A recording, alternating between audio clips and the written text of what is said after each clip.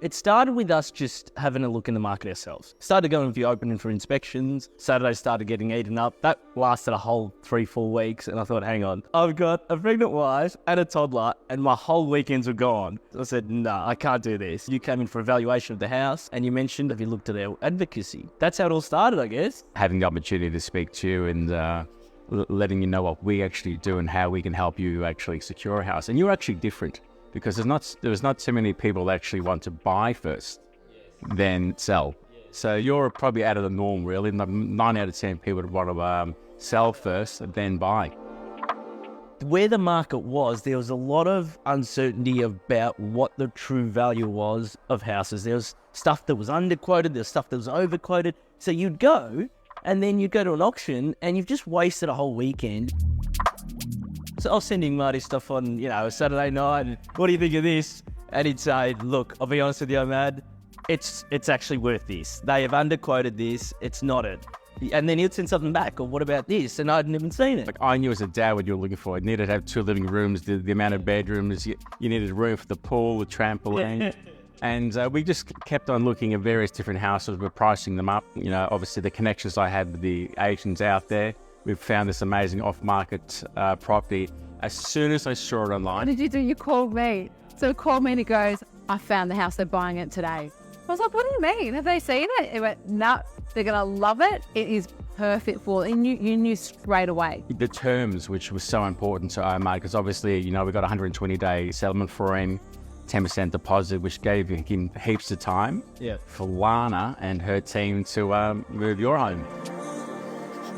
What was so great about this deal and the full circle experience is the way that we communicate in the back end that you might not even be aware of. So I remember you called me, said, done, call Omar, get the guys ready to go. And I think your timing with selling Brighton East was just absolutely perfect because as we are entering to spring, we all know how much the market is already starting to flood. There's a lot more coming to market.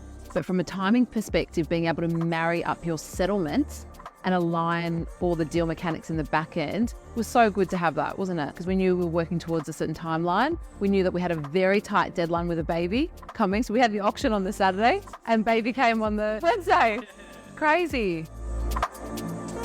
When you're going through a stressful situation, selling a house, no matter who says it's not, it is a stressful scenario as it is. Then add on kids and whatever else people got in their lives. In this scenario, we're dealing with essentially one person, whether it's yourself or it's one company.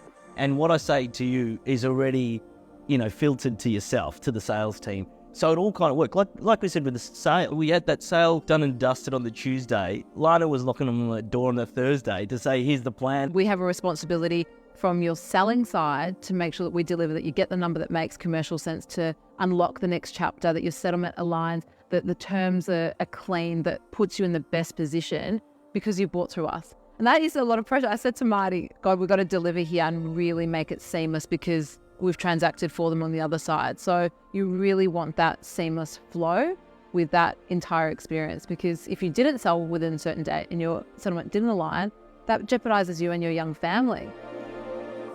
It takes a couple of weeks to get to know any client, to find out exactly what they need at the home, getting to know them. And once I know exactly what they're after, I'll find it for them.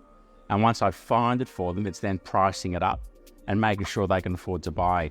I think we've got a 90% strike rate at auctions. So when we go to an auction, we're buying for our clients 90% of the time. And that's because we've priced the property up.